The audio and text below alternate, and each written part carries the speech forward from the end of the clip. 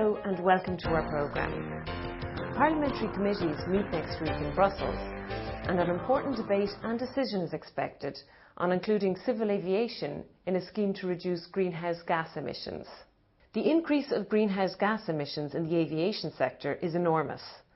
Compared to 1990, already today the emissions have been increased about 100%.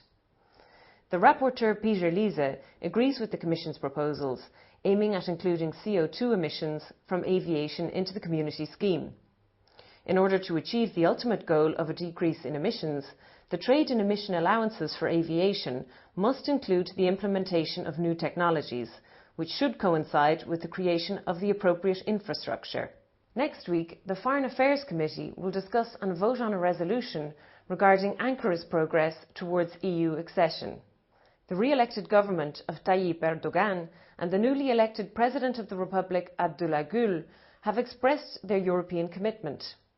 EPP-ED Group Rapporteur Ria Oomen-Ruijten welcomes Turkey's fair elections, positive economic development and its efforts to align itself to EU energy legislation.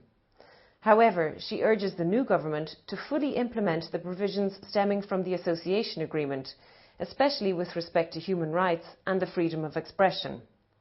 Another important report, which will be discussed and adopted by the Committee on Culture and Education, intends to make digital interactive television services fully accessible to citizens across the EU. Before the advent of digital TV, only a limited range of services, available through the radio network alone, were picked up by receivers whose functions were simple. Interoperability allows several different systems to work together and communicate harmoniously.